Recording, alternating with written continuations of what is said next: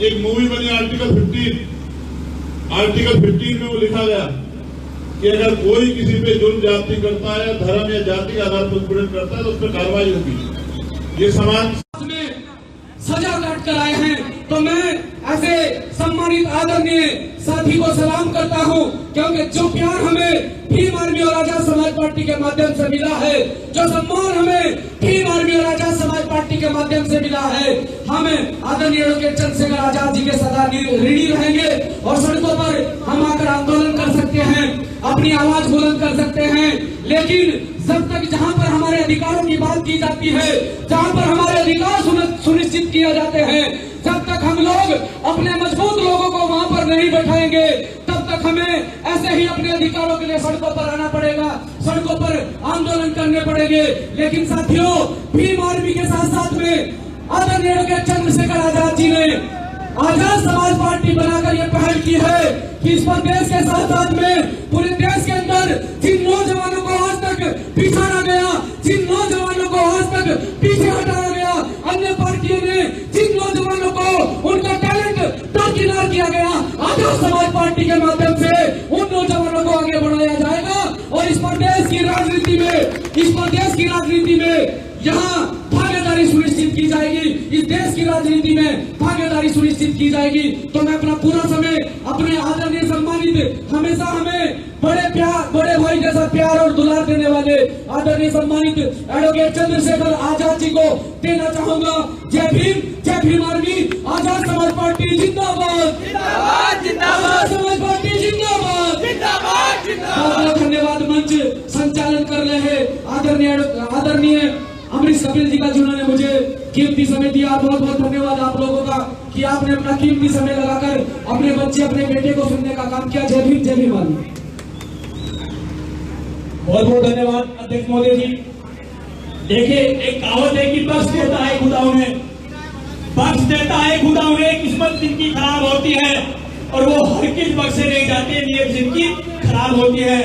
और आज वास्तव में आज खुदा ने हमें बख्शा है और इज्जत भी नवाजी जाएगी, क्योंकि सुबह से मौसम बहुत खराब था और आप लोगों के लिए, आप लोगों की दुआओं के लिए मौसम को साफ कर दिया गया है। क्योंकि इस धरती पर 5 साल पहले भी भीम आर्मी के संस्थापक एडवोकेट चंद्रशेखर आजाद जी रावण आए थे 2015 में। मैं उनको याद दिलाना चाहता हूं कि 2015 में आप आए थे जब आपको सहारनपुर और हरिद्वार जानता था, और 2021 में आपका आगमन इस सिकंदरपुर के धरती पर हुआ है।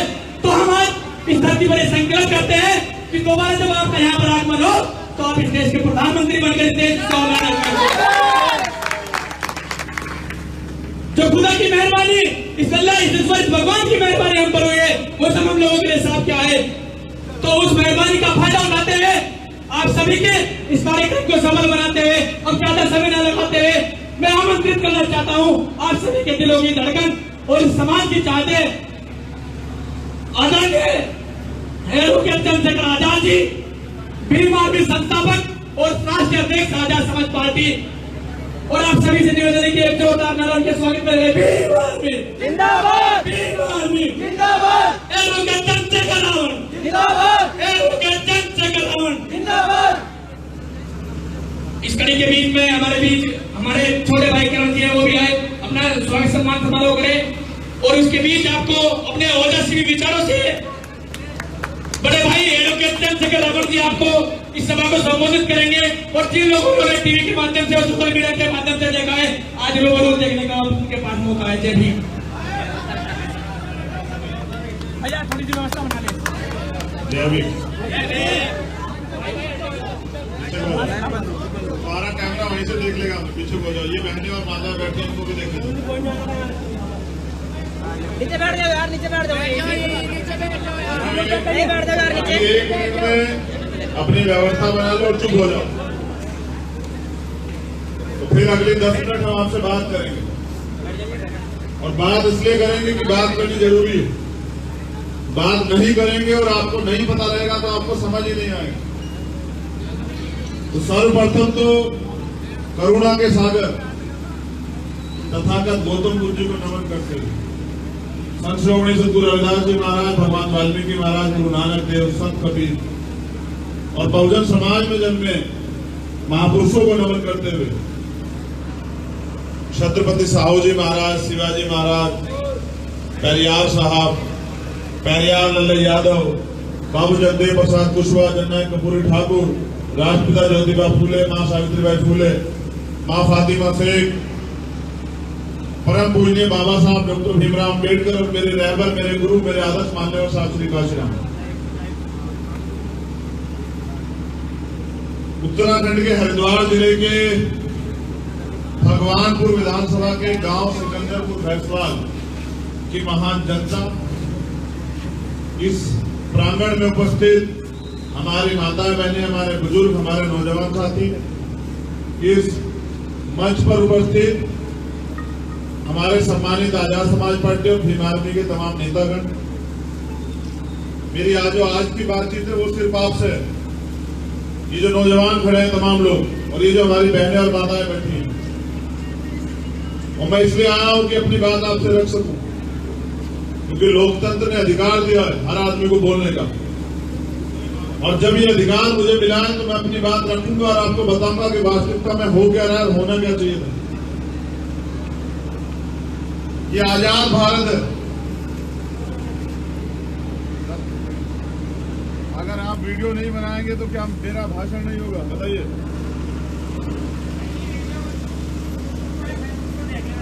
पीछे को होके तुम लोग इनको सुनने दो, कमाल कर रहे, कौन से जीवन में जी रहे हो।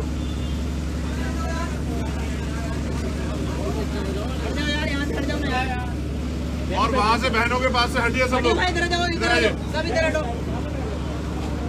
पीछे तक हटिए, कोई ना खड़ा दिखाई दे। वीडियो बनानी ना वहां से इधर की, बस हट जाइए। ये जो अब अगले 10 मिनट आप मेरी बात को गौर से सुने। ये जो वीडियो बनाने वाले बहुत प्यारे लोग हैं, लेकिन वीडियो से नहीं काम चलेगा सर। इस बात को अपने जीवन में अमल में लाना पड़ेगा, तब जाके परिवर्तन होगा। देखो माताएं बहनें आ रही हैं, हमारी बात सुनकर तुम लोग हट जाओ, उनको रास्ता दे दो, उनको आने दो। और तुम लोग अपने दिमाग और कान को देर के हमारे तरफ को देखो।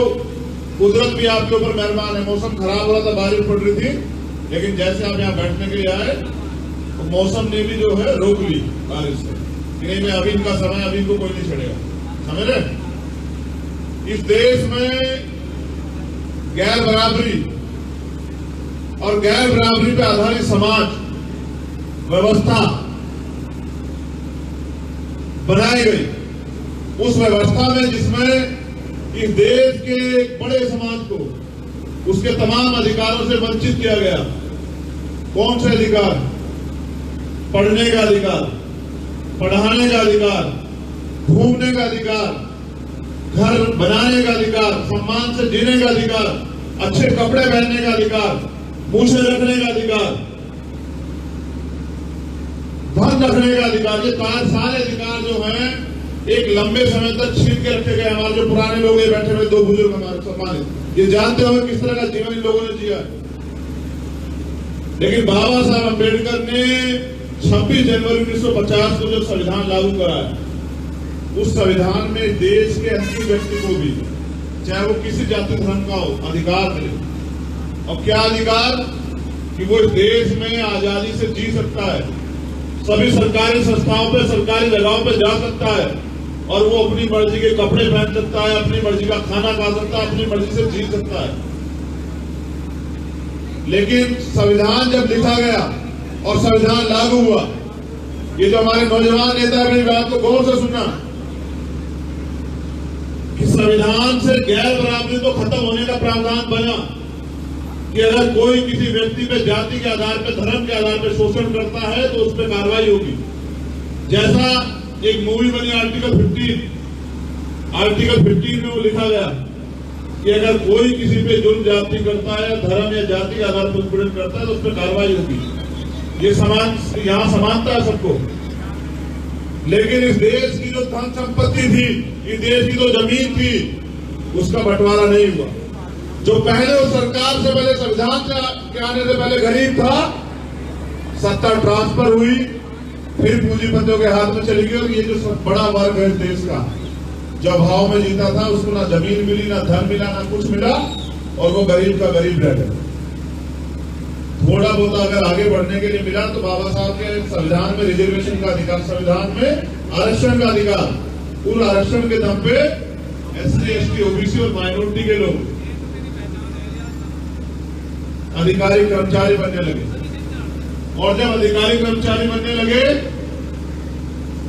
तो वो अपने जीवन में, उनके जीवन में बदलाव हुआ। आपके गांव में कितने अधिकारी कर्मचारी हैं? सिकंदरपुर भैंसवाल में कितने होंगे? 5। क्या वो 5 अच्छा तरह जीवन नहीं जी रहे क्या? आप मेरी बात को गौर कीजिएगा कि जिसको सरकारी नौकरी मिली उसके जीवन में बदलाव आया। और बदलाव यह आया कि जैसे उसको सरकारी नौकरी मिली तो उसने अपना अच्छा घर बनाया, तमाम तरह के संसाधन जुटाए, अपने बच्चों को अच्छे स्कूल में पढ़ाया और फिर अपने बच्चों को भी कामयाब करने के लिए उसने संघर्ष किया, 2 रुपए इकट्ठे भी किए, अच्छी शादी की। ये कैसे हो पाया? कि जब नौकरी मिली। लेकिन जो वर्तमान की सरकार है, ये हमारे सारे अधिकार, चाहे वो सरकारी नौकरी हो, प्राइवेट नौकरी हो या और कोई साधन था, वो सारे छीन रही है। हमारे बच्चे जो लोग यहाँ पढ़ते हैं वो जानते होंगे स्कॉलरशिप बंद कर दी है। हायर एजुकेशन में जो IIT और ITI की बात मैं कर रहा हूं, मैं बात कर रहा हूं उसकी, ये क्या कर रहे थे, BTech, पॉलिटेक्निक, इसकी जो स्कॉलरशिप आती थी कि गरीब का बच्चा भी वो इंजीनियर बनने लगा था, इसको दिक्कत हो गई, इन्होंने वो बंद करवा दी। अब मैं आपको बताता हूं कि लोकतंत्र बना क्यों था। ये हमारे नेता लोग भी नहीं जानते होंगे, लेकिन आपको जानना बहुत जरूरी है, क्योंकि जब तक अंतिम व्यक्ति नहीं समझेगा, भारतीय संविधान में लोकतंत्र की व्यवस्था इसलिए हुई कि इस देश में, इस प्रदेश में, गांव में भी जो अंतिम व्यक्ति रहता है उसको वो अधिकार मिल सके जो उसको अधिकार नहीं मिले। अब वो अधिकार है क्या? मेरी माता बहने गौर करें, कोई आप जो ये गरीबी और कमजोरी की जिंदगी जी रहे, ये आपके ऊपर कोई अधिकार नहीं कि आप इसे जिएंगे। ये कोई हमारे ऊपर कोई प्राकृतिक या भगवान की कोई मार नहीं कि हम गरीब ही रहेंगे। ये बिल्कुल सत्य नहीं है, ये झूठ है। क्योंकि जिन लोगों पे हमने भरोसा किया, कभी उन्होंने गरीबों के बारे में सोचा ही नहीं। आपने देखा कोई विधायक गरीब देखा आपने? यहाँ तो प्रधान भी गरीब नहीं रहता है, यहाँ तो BDC भी गरीब नहीं रहता, जिला पंचायत सदस्य भी गरीब नहीं रहता। तो ये देश की जनता गरीब कैसे रह सकती है? इसलिए इसको गरीब रखा गया कि अगर ये अमीर हो जाएगी तो फिर इनका जब पेट भर जाएगा तो सवाल करेंगे। आपकी बात हो रही है कि अगर हमारे घर का व्यक्ति मजदूरी करने नहीं जाएगा, उसका पेट थका हुआ होगा तो वो सोचेगा, और जब उसके पेट में भूख होगी उसको ये पता होगा कि उसे अपने बच्चों का पेट भरना है, शाम के टाइम उसे भात देना है, उसे मकान बनाना है, स्कूल की फीस देनी है, तो वो बेचारा जो है चाहे बुखार में हो, बीमार हो, कुछ भी हो, लेकिन मजदूरी पे जाएगा, तब जाके उसके बच्चों को रोटी मिलेगी। लोकतंत्र बना इसलिए था क्योंकि उस समय सब लोगों को अधिकार नहीं मिल पाए।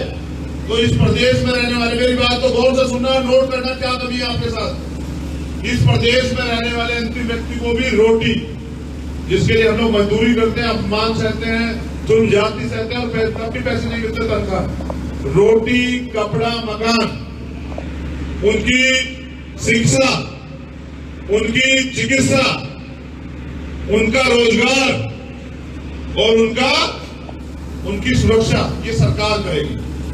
समझेगा क्या? रोटी, कपड़ा, मकान, शिक्षा, चिकित्सा, रोजगार और सुरक्षा, ये 7 चीजें सरकार करेगी। इसलिए पूरा सिस्टम बना, इसलिए प्रधान से लेकर प्रधानमंत्री बना कि भाई ये 7 चीजें सरकार अंतिम व्यक्ति को भी देगी।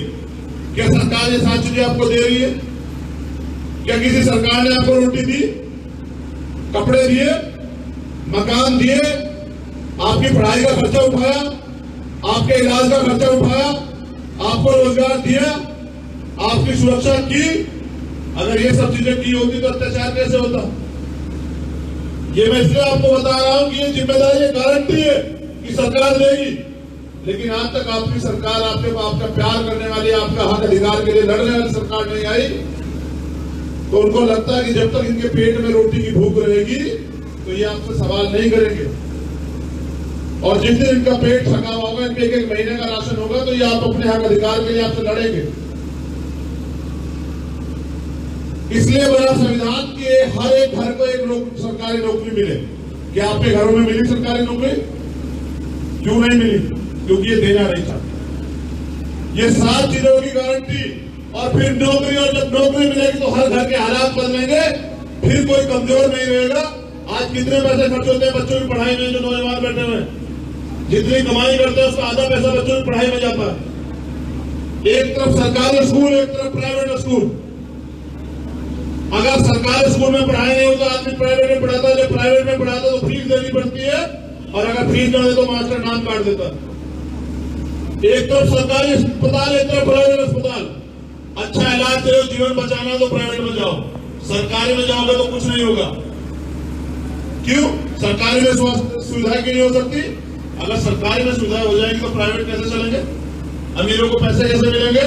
फिर वो आपकी खान कैसे उतारेगा अस्पताल में? फिर वो डिलीवरी टाइम में 30,000 का 25,000 का बिल कहां से बनाएगा? तो इन लोगों ने इस सिस्टम को बर्बाद किया। इसलिए बर्बाद किया कि गरीब गरीब रहे और अमीर अमीर होता रहे।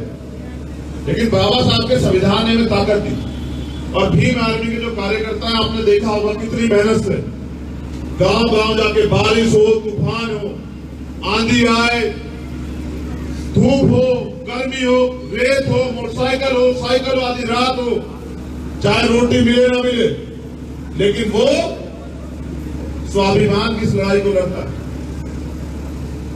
आपके पेट में रोटी हो ना हो, लेकिन मैं दलित समाज के लिए स्पेशल कह रहा हूं, ये नौजवान जो खड़े हैं, हमारे मुस्लिम भाई भी यहाँ हैं, लेकिन दलित समाज ने चाहे उसके पेट में रोटी ना हो, लेकिन स्वाभिमान की लड़ाई शुरू से लेकर आज तक लड़ी है। कभी अपना स्वाभिमान गिरवी नहीं रखा किसी के सामने। और ये ताकत है आपकी। इस ताकत से लोग जो है आपकी ताकत का, आपकी हैसियत लगाते हैं कि आप कितने ताकतवर हैं। मैं ये बात आपको इसलिए कह रहा हूं कि ये होना चाहिए, जो सातों चीजें मिलनी चाहिए। जो सुविधाएं हैं कबीर को मिलती है एसी, वो आपको भी मिलना चाहिए। जो एक अमीर को मिलती है, उसके पास गाड़ी है, वो आपको भी मिलना चाहिए। लेकिन ये मिलेगा कब? जब आपका व्यक्ति चुन के जाएगा, आपके बीच का व्यक्ति, वो व्यक्ति जो आपके दुख दर्द जानता हो, जिसने आपकी नाली, सड़क, बिजली, पानी की समस्या को देखा। ये तब होगा जब आपका आदमी कुर्सी पे बैठेगा और वो अपने लोगों के लिए काम करेगा। ये बात बताने के लिए मैं यहाँ आया कि भीम आर्मी के लोगों ने 5 साल से पूरी जिम्मेदारी से अपनी भूमिका को अदा किया। लेकिन अगर आज इन लोगों को आप आने वाले समय में ताकत देते हो तो मैं लिख कर देता हूं, ये जो बातें मैंने आपसे कही, ये बातें आपकी धीरे धीरे करके सारी पूरी होंगी। और जब ये पूरी होंगी तो रोटी के लिए किसी को मोहताज नहीं होना पड़ेगा। आपको पता है योजनाएं हैं कि अगर बच्ची की शादी करनी हो तो सरकार जो है मदद करेगी। लेकिन अगर आज हमारे गरीब आदमी को शादी करनी हो तो वो किसी साहूकार से या किसी पैसे वाले से उधार लेगा, उस उधार को वो जो है 10 साल में उतारेगा। ये जो जानवरों जैसा जिंदगी, ये जो गरीबत और तमाम तरह की बुनियादी जरूरतों से दूर जिंदगी हम जी रहे हैं, ये हमारे ऊपर प्राकृतिक मार नहीं है। मैंने पहले बताया, ये सिस्टम ने हमारे ऊपर डाली है। और मैं चाहता हूं कि देश में रहने वाले, इस प्रदेश में रहने वाले अंतिम व्यक्ति का भी जीवन अमीरों की तरह हो, वो तब होगा जब अच्छे लोगों को मौका मिलेगा। तो अगर आप लोग हमें आने वाले कल में ताकत दोगे तो मैं गारंटी से कहता हूं ये सिकंदरपुर भैंसवाल है और ये बाबा साहब की मूर्ति। और जब मैं इधर से जाता था बहुत दिन पहले, ये जानता है अमरीश, तो हम भी देख के हिम्मत करके कहते थे कि भाई देखिए इस गांव की ताकत, देखिए कितनी अच्छी सुंदर बाबा साहब की मूर्ति लगाई है और कितनी अच्छी सजा के रखते हैं इसको। लेकिन ये मूर्तियां तो सज रही है, लेकिन क्या हमारे लोगों का सजने संवरने का समय अब नहीं आया? क्या हमारे लोगों के जीवन में बदलाव होना चाहिए, नहीं होना चाहिए? बताइए, क्या हमारे लोगों को गरीबी से मुक्ति मिलनी चाहिए, नहीं मिलनी चाहिए? क्या अमीरों जैसी सुविधाएं हर गरीब को मिलनी चाहिए, नहीं मिलनी चाहिए? क्या हमारा आदमी आज भी ऐसी टूटी चप्पल पहन के, फटा पजामा पहन के गरीबत की जिंदगी में अपने जीवन को ऐसे जिएगा? ये नहीं चलेगा इस देश में। और ये देश में खत्म हो, इसलिए हम लोग यहाँ। और मैं आपको विश्वास दिलाता हूँ, ये जो लोग हैं जिन्होंने बिना किसी स्वार्थ के आंख बंद करके समाज के लिए काम किया, और इस प्रदेश में जहां भारतीय जनता पार्टी के लोग दलितों को, मुसलमानों को, पिछड़ों को आपस में लड़वाने में लगे हुए हैं, वहां ये लोग आपसी भाईचारा तैयार करने में लगे हैं, इस एकता को मजबूत कर रहे हैं। अगर आप लोग इन्हें ताकत दोगे, प्यार दोगे, तो मैं विश्वास से कहता हूं कि आने वाले 5 साल बाद ही आपके जीवन में इतना बड़ा बदलाव होगा जो आपने कभी सोचा भी नहीं था। कभी ऐसा भी होता है, और ऐसा इसलिए होता है कि जब आप टीवी पे देखते हैं तो आप कहते हैं कि भाई हमारा भाई हमसे मिलेगा कब, और जब आपका भाई आपके सामने आता है तो आपके दिल में रहता है कि भाई हमारा भाई आ तो गया लेकिन हमारे लिए कुछ करेगा कब। और मेरी भी इच्छा है कि मैं आपके लिए कुछ करूं, लेकिन आप ये बताइए जब तक मुझे मौका नहीं मिलेगा मैं क्या कर सकता हूं, बताइए। अगर आप मुझे मौका देंगे तो मैं अपने लोगों के लिए कर सकता हूं, उन तमाम लोगों के लिए, तमाम गरीबों के लिए, दलितों के लिए, मुसलमानों के लिए, पिछड़ों के लिए, सताए हुए लोगों के लिए जिनको कुछ नहीं मिला। आप ये चाहते हैं ताकत आप हमें देंगे नहीं देंगे, 2 राउंड रखे बताइए। अगर देंगे तो फिर मौका देंगे तो फिर हमारा काम भी देंगे, अगर मौका नहीं देंगे तो हम मजबूर हैं कि दूसरे लोग तो बैठे गद्दी पर, वो कुछ करना नहीं चाहते, हमारे लोग जो करना चाहते हैं वो बेचारों को अवसर नहीं मिल रहा है। क्या मेरी बहनें हमारा साथ देंगी या नहीं देंगी? ये देखो लाल रंग से नहीं उठा रही आज, मैं देख रहा हूं तुझे।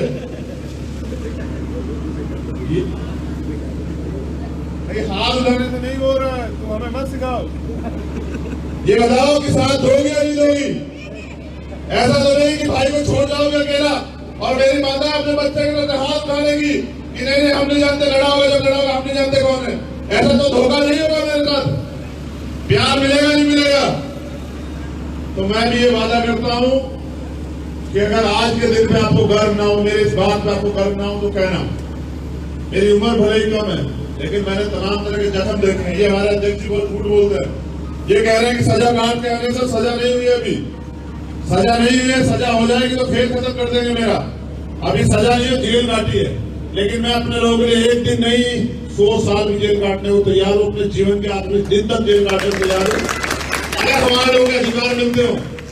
लेकिन मैं ये भी आजादी नहीं देता कि कोई हमारे लोगों को उनके ऊपर अत्याचार करे या उनको जो है सताए, ये मैं आजादी किसी को नहीं देता।